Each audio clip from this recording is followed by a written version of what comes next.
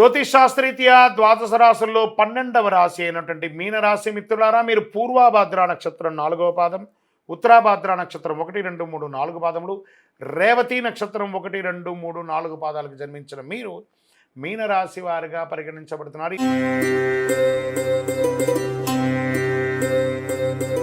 ఈ సెప్టెంబర్ నెల మీకు శుభాశుభ ఫలితాలు ఎలా ఉన్నాయంటే, ఏళ్నాడు శని 7.5 జరుగుతుంది. శని 12వ స్థానంలో సంచరిస్తూ మీనరాశి వారి నెల మొత్తం కొన్ని విషయాల్లో జాగ్రత్తగా ఉండాలి. గ్రహ సంచారం అనుకూలంగా లేనందున మిశ్రమ ఫలితాలు ఇస్తుంది. అవకాశాలు మరియు సవాళ్ళు మిశ్రమంగా ఉంటుంది. నెల మొత్తం ఈ రాశిలో రాహు ఉండడం, బృహస్పతి 3వ ఇంట్లో ఉండడం, 5వ ఇంట్లో బుధుడు ఉండడం, కుజుడు ఈ నెల మొత్తం 4వ ఇంట్లో ఉండడం, ఏ ప్రయత్నం తలబెట్టినా విజయం సాధిస్తారు. కానీ మిశ్రమంగా ఉంటుంది. గృహ వాహన సౌకర్యాలు మీ దృష్టి పెడుతుంది. వ్యాపారాల్లో మీ ఆలోచన ఫలించి అద్భుతంగా ఉంటుంది. మాస ద్వితీయంలో జాగ్రత్త. డాక్టర్లు, లాయర్లు తదితర వృత్తి నిపుణులకి డిమాండ్ పెరుగుతుంది. మీ స్నేహం దెబ్బతినే అవకాశం ఉంటుంది. స్నేహితులతో మాట్లాడేటప్పుడు జాగ్రత్త. ఆఫీసులో సహోద్యోగులతో పదోన్నతి, జీతాల పెంపు వంటి ప్రయోజనాలలో కాస్త జాప్యం. కానీ మాస ద్వితీయంలో అధికారుల నుంచి ప్రశంసలు పొందుతారు. వ్యాపారంలో ఆశించిన లాభాలు పొందుతారు. శత్రువుల వల్ల కాస్త సమస్యలు వచ్చే అవకాశాలు ఉన్నాయి. కొత్త వ్యాపారాలు ఏదైనా మీరు మొదలుపెట్టుంటే అది విజయవంతంగా ఉంటుంది.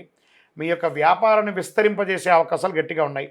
కుటుంబంలో సంతోషం మిశ్రమంగా ఉంటుంది. కాస్త బాగుంటారు, అప్పుడు కొంచెం డిస్టర్బెన్స్గా ఉంటుంది. సమాజంలో గౌరవ మర్యాదలు మాత్రం చాలా పెరుగుతుంది. బంధువులు, స్నేహితులు ఎంతో సహకరిస్తారు. మాస ద్వితీయంలో భార్యాభర్తల మధ్య అన్యోన్యత పెరుగుతుంది. నెలాఖరులో చిన్న చిన్న అభిప్రాయాలు రావచ్చు, కానీ ఏమీ ప్రభావం ఉండదు.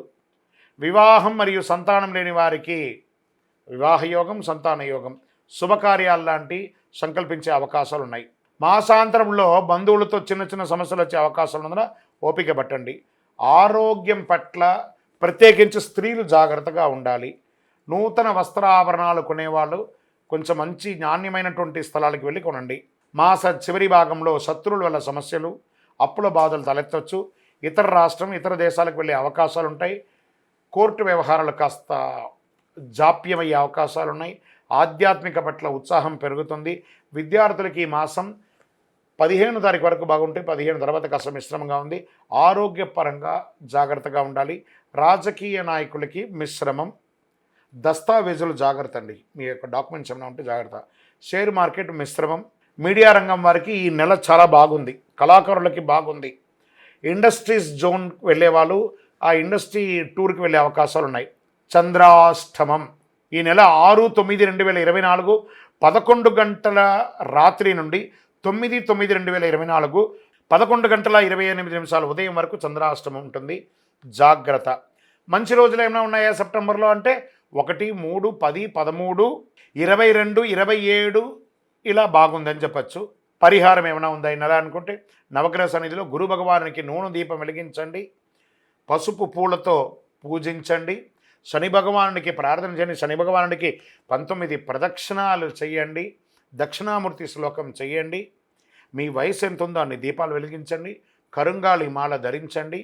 మీ యొక్క సంపూర్ణ జాతకం తెలుసుకోవాలనుకుంటే మీ పరిసర ప్రాంతాల్లో ఉన్న జ్యోతిషాస్త్ర నిపుణులను సంప్రదించండి. లేదా మా ద్వారానే తెలుసుకోవాలనుకున్నారా, కింది నెంబర్కి మీ date of birth, time of birth, place of birth WhatsApp చేయండి. జ్యోతిషాస్త్రం పడుతున్న వర్షానికి గొడుగు మాత్రమే కానీ జీవితం కాదు. మిమ్మల్ని మీరు నమ్మండి, దైవాన్ని నమ్మండి. విజయోస్తు. ఈ యొక్క ద్వాదశ రాశుల ద్వారా మేము చెప్పినటువంటి ఈ యొక్క రాశి ఫలితాలన్నీ చూస్తున్నటువంటి మా యొక్క బంధుమిత్రులందరికీ నమస్సుమాంజలు. మీరందరూ కూడా ఆయురారోగ్య ఐశ్వర్య భోగభాగ్యాలతో ఉండాలని అఖిలాండ కోటి బ్రహ్మాండ నాయకుడు శ్రీ ధర్మశాస్త్ర అయ్యప్ప స్వామి వారిని ప్రార్థన చేసుకుంటున్నాం. తిరుపతిలో అయ్యప్ప స్వామి వారి 18 అవతారాల దేవాలయాన్ని బ్రహ్మశ్రీ డాక్టర్ చంద్రమౌళి గురుస్వామి గారు నిర్మించారు మీకోసమే. మీరు తిరుపతికి వచ్చినప్పుడు కపిలి తీర్థానికి దగ్గరలో జీవకోన అనే ప్రాంతంలో ఈ దేవాలయం నిర్మించాం. దర్శించుకోండి. మీకోసం మన దేవాలయంలో లోకక్షేమం కోసం ప్రార్థన చేస్తాను. వందే మాతరం, వందే మాతరం, వందే మాతరం.